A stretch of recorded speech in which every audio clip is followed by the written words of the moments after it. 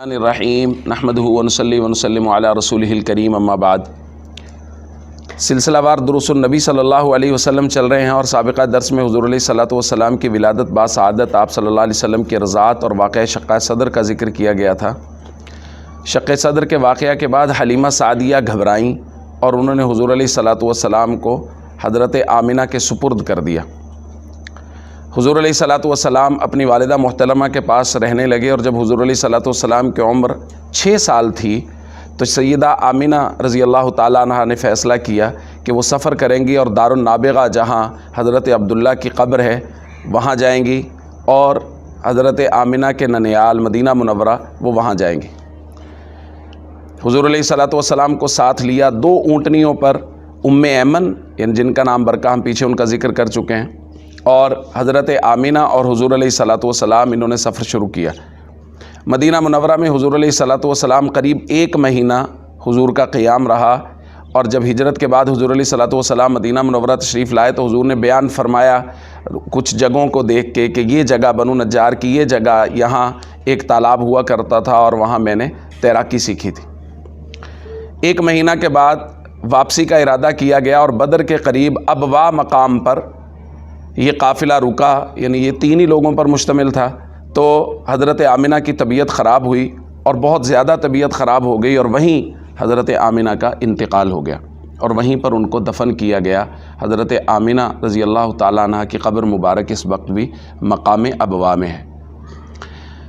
ام ایمن نے حضور علیہ الصلوۃ والسلام کو وہاں سے لیا اور لا کے جناب عبد المطلب کے سپرد کر دیا۔ وہ حضور علیہ الصلوۃ والسلام کے دادا ہیں۔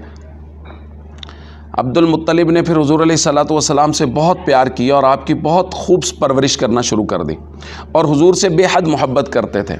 لکھا ہے کہ کچھ لوگ آئے اور انہوں نے بیت اللہ کا طواف کیا تو دیکھا کہ ایک بوڑھے بزرگ ہیں اور وہ زارو قطار روتے چلے جا رہے ہیں، اور وہ کسی کے واپس لوٹنے کی دعائیں مانگ رہے ہیں اور بیت اللہ کا طواف کر رہے ہیں۔ تو بعد میں پتہ چلا کہ ان کا پوتا محمد ہے صلی اللہ علیہ وسلم، اور وہ اونٹ گم ہو گئے تھے، وہ اونٹوں کو تلاش کرنے کے لیے گئے تھے اور وہ آنے میں ان کو بہت تاخیر ہو گئی اور وہ اب تک نہیں آئے، جس کی وجہ سے عبد المطلب اتنے پریشان ہیں۔ بنو مدلج کا ایک قافلہ اور گروہ وہ مکہ مکرمہ آیا، اور یہ واقعہ بڑا اہم ہے کہ انہوں نے آ کے، وہ اس میں زیادہ تر لوگ قیافہ شناس تھے، تو وہ آئے، انہوں نے آ کے حضور علیہ الصلوۃ والسلام کو دیکھا۔ بھی دیکھیے حضور علیہ الصلوۃ والسلام کی عمر اس وقت 7.5 برس ہے۔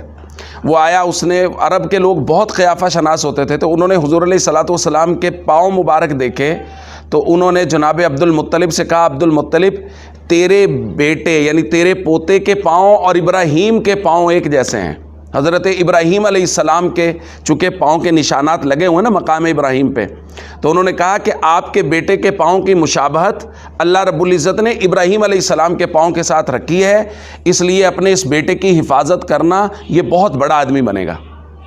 اس لیے لکھا ہے کہ عبد المطلب حضور علیہ الصلوۃ والسلام کو ہمیشہ اپنے ساتھ رکھتے، یہاں تک کہ جب وہ بیت اللہ کے قریب حتیم میں بیٹھتے تو اس وقت بھی حضور علیہ الصلوۃ والسلام کی مسند عبد المطلب کی مسند کے ساتھ ہوتی تھی۔ 8 سال کی عمر میں مشیت کو یہی منظور تھا کہ یہ والد اور والدہ دونوں کی شفقت دینے والے دادا جناب عبد المطلب کی بھی وفات ہو گئی، اور لکھا ہے کہ حضور علیہ الصلوۃ والسلام عبد المطلب کے جنازے کے پیچھے زارو قطار روتے ہوئے چلے جا رہے تھے۔ اس کے بعد حضور علیہ الصلوۃ والسلام کی پرورش ابو طالب کے سپرد ہوئی، چونکہ جناب عبداللہ جو حضور کے والد ہیں اور ابو طالب جو حضرت علی رضی اللہ تعالیٰ عنہ کے والد ہیں، یہ دونوں ماں شریک بھائی بھی، یعنی والد اور والدہ دونوں شریک بھائی، سگے بھائی ہیں، اس لیے ان کی پرورش ان کے سپرد کی گئی، اور عبد المطلب اپنی بیٹیوں کو یعنی حضور علیہ الصلوۃ والسلام کی پھوپھی جان کو یہ وصیت کر کے گئے کہ میرے بیٹے میرے پوتے اب محمد کا بہت زیادہ خیال رکھنا۔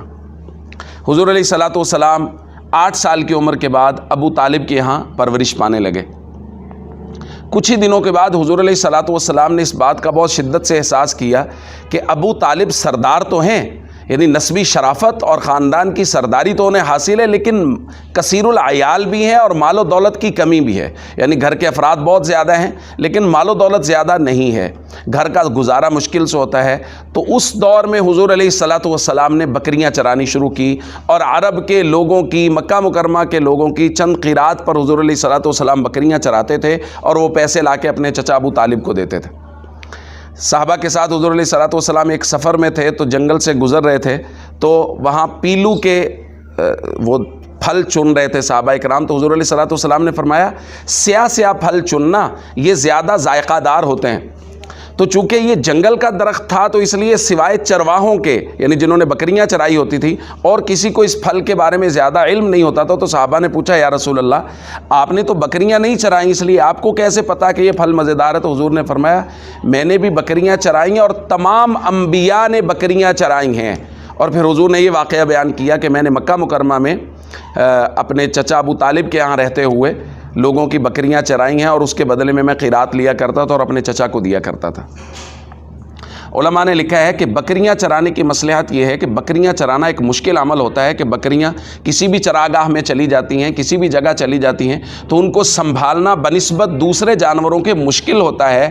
تو تمام انبیاء سے بکریاں چروانے کا یہ جو عمل اللہ رب العزت نے کروایا، اس کا مقصد یہ تھا کہ یہ فرائض نبوت آنے سے پہلے یہ مشکل کام کرنا سیکھ جائیں کہ کون سی چیزوں کو مشکل سے سنبھالنا ہے، وہ ان کو پہلے سے معلوم ہو۔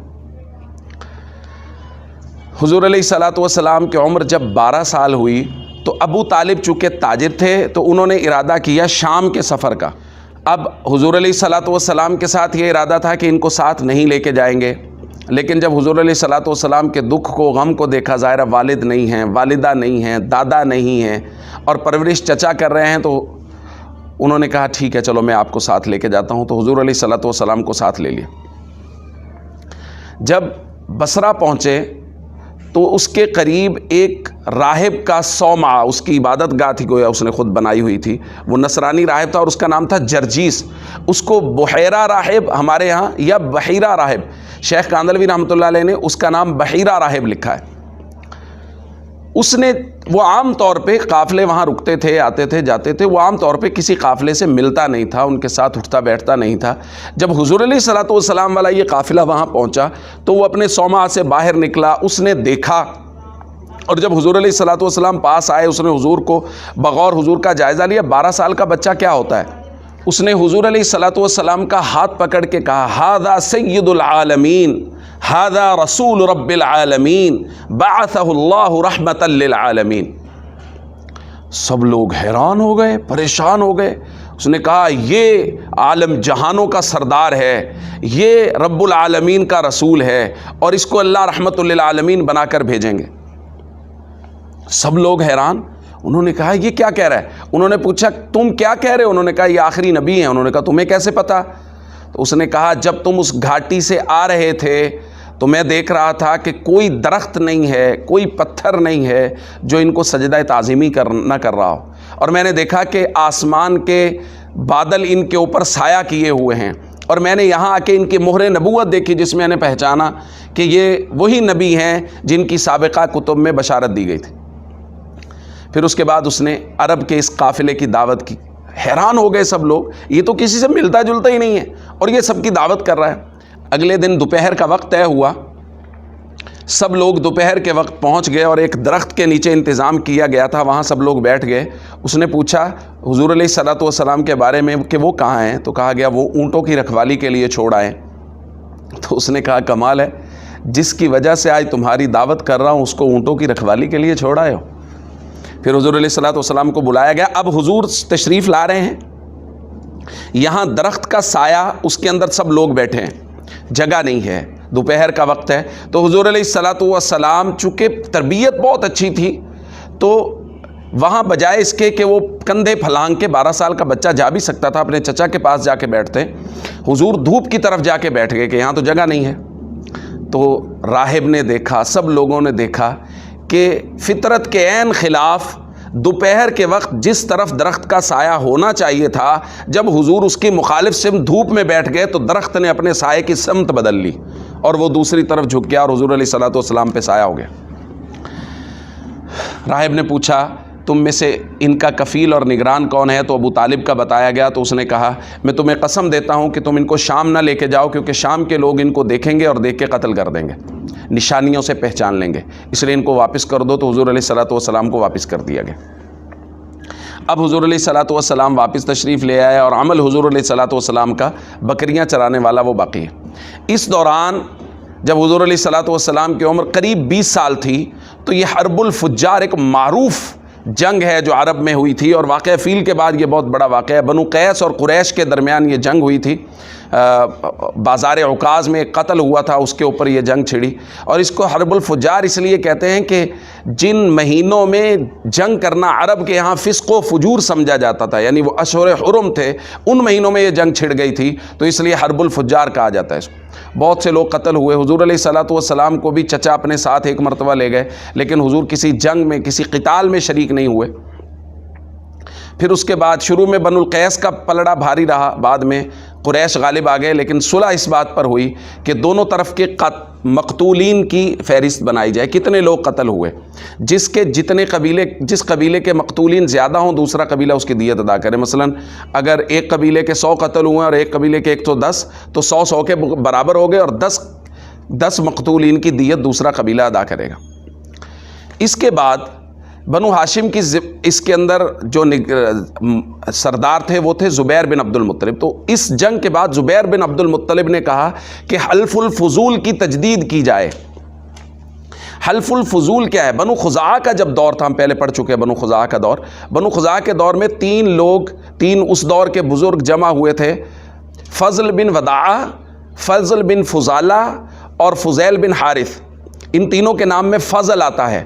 تو ان تینوں لوگوں نے ایک معاہدہ کیا تھا کہ کوئی بھی آدمی اگر کسی سے جنگ کرے گا، کوئی بھی آدمی کسی سے قتال کرے گا، تو ہم کبھی بھی ظالم کا ساتھ نہیں دیں گے، ہمیشہ مظلوم کا ساتھ دیں گے، چاہے وہ ظالم ہمارے قبیلے کا بھی ہو، ہم اس کا بھی ساتھ نہیں دیں گے، مظلوم کا ساتھ دیں گے۔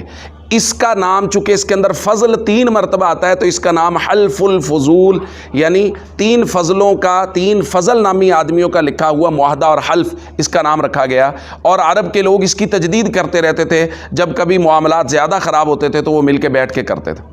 عبداللہ بن جدعان کے گھر میں بنو تمیم اور بنو ہاشم کے لوگ جمع ہوئے، حضور علیہ الصلوۃ والسلام بھی اس مجلس میں موجود تھے، اور انہوں نے اس عہد کی دوبارہ سے گویا تجدید کی کہ آئندہ سے جو بھی ظلم کرے گا ہم ان کا ساتھ نہیں دیں گے، چاہے وہ ہمارے قبیلے کا ہی کیوں نہ ہو۔ اور اس حلف الفضول کی تجدید کی ایک اور وجہ یہ بیان کی جاتی ہے کہ ایک تاجر آیا اور عائس بن وائل سہمی نے اس سے کچھ سامان خریدا، بلکہ اس کا سارا سامان خرید لیا۔ جب اس نے پیسوں کا مطالبہ کیا تو اس نے اس کو مار پیٹ کے بھگا دیا۔ تو اس نے جبل ابو القیس پہ کھڑے ہو کے اس نے جو ہے وہ اشعار پڑھے، جس کے اندر اہل مکہ کے بارے میں برے رویے کا ذکر کیا۔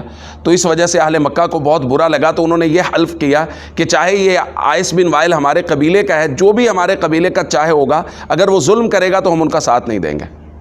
تو حضور علیہ الصلوۃ والسلام حلف الفضول کا ذکر مدینہ منورہ آنے کے بعد بھی کیا کرتے تھے، اور حضور فرمایا کرتے تھے اس مجلس میں میں موجود تھا جس میں یہ تجدید ہوئی، اور مجھے سرخ اونٹوں سے وہ مجلس بہت زیادہ عزیز ہے۔ اس کے بعد حضور علیہ الصلوۃ والسلام نے تجارت شروع کر دی۔ عرب کا چونکہ سب سے معزز پیشہ تھا تجارت، اور کچھ ہی دنوں میں ظاہر ہے حضور علیہ الصلوۃ والسلام کی صداقت، دیانت اور امانت کے چرچے جگہ جگہ ہو گئے۔ آپ صلی اللہ علیہ وسلم وعدہ خلافی نہیں کرتے، آپ جھوٹ نہیں بولتے، آپ امانت میں خیانت نہیں کرتے۔ لوگ دھڑا دھڑ امانتیں آپ کے پاس رکھواتے تھے، لوگ آپ کو مال دیتے تھے، آپ ان کے مال کے ساتھ تجارت کر کے اپنا معاوضہ لے کے ان کو بڑھا کے مال واپس دیتے تھے۔ اس وقت بہت شریف خاندان کی خاتون سیدہ خدیجہ رضی اللہ تعالیٰ عنہا، یہ بہت مالدار تھیں، تو انہوں نے حضور علیہ الصلوۃ والسلام سے کہا کہ آپ میرا مال لے جائیے مزاربت پہ، اور آپ میرے مال کے ساتھ تجارت کیجیے۔ حضور علیہ الصلوۃ والسلام نے اپنے چچا کے مشورہ سے اس کو قبول کیا اور شام جانے کا ارادہ کیا۔ حضرت خدیجہ نے اپنے غلام میسرہ کو آپ صلی اللہ علیہ وسلم کے ساتھ بھیجا۔ حضور علیہ الصلوۃ والسلام ان کا مال لے کے گئے، اور اس راستے میں اس سفر کے دوران یہ قریب حضور علیہ الصلوۃ والسلام کی عمر 25 سال ہے، اس سے کچھ کم۔ اس سفر میں نستورہ راہب کی ملاقات والا واقعہ پیش آیا کہ حضور علیہ الصلوۃ والسلام اور آپ کے ساتھی آپ جا رہے تھے، آپ ایک درخت کے سائے میں بیٹھے، نستورہ راہب جو بہت بڑا راہب تھا وہ وہاں سے آیا، اور اس نے آ کے حضور علیہ الصلوۃ والسلام سے کہا عیسیٰ علیہ السلام کے بعد کوئی نبی اس درخت کے سائے میں نہیں بیٹھا۔ تو وہ سب لوگ بڑے حیران ہو کے نستورہ کی طرف دیکھنے لگے، یہ کیا کہہ رہے ہیں؟ تو انہوں نے پھر میسرہ سے پوچھا کہ ان کی آنکھوں میں یہ ایک سرخی سی ہے، سرخ، حضور علیہ الصلوۃ والسلام کی آنکھوں میں ایک سرخ لائن تھی۔ تو میسرہ نے کہا یہ تو کبھی بھی ان کی آنکھوں سے جدا نہیں ہوتی۔ انہوں نے کہا بس یہی علامت ہے کہ آخری نبی ہیں صلی اللہ علیہ وسلم۔ اس تجارت میں، اس سفر میں بہت زیادہ نفع حضرت خدیجہ کے مال میں ہوا، اور انہوں نے حضور علیہ الصلوۃ والسلام کی واپسی پر حضور کی دیانت کے، حضور علیہ الصلوۃ والسلام، میسرہ نے بیان کیا کہ جب بہت دھوپ ہوتی تھی تو بادل سایہ کر لیتے تھے ان کے اوپر، اور ان کی دیانت، امانت کے قصے بیان کیے، مال کا نفع دیکھا۔ تو حضرت خدیجہ رضی اللہ تعالیٰ عنہا نے حضور علیہ الصلوۃ والسلام کے ساتھ نکاح کا ارادہ کیا اور پیغام بھیجا۔ حضور علیہ الصلوۃ والسلام نے اپنے چچا کے مشورے سے قبول کر لیا۔ حضرت ابو بکر، ابو طالب، حضرت حمزہ رضی اللہ تعالیٰ عنہ مقررہ تاریخ پر، اور کچھ رؤسائے عرب یہ وہاں گئے۔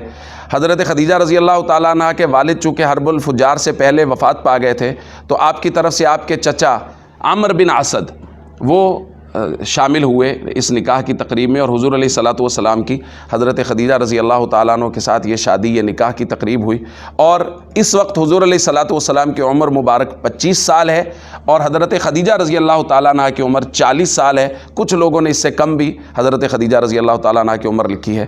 اگلی قسط میں ہم انشاءاللہ بیت اللہ شریف کی تعمیر سے اس سلسلے کو آگے بڑھائیں گے۔ وآخر دعوانا ان الحمد للہ رب العالمین۔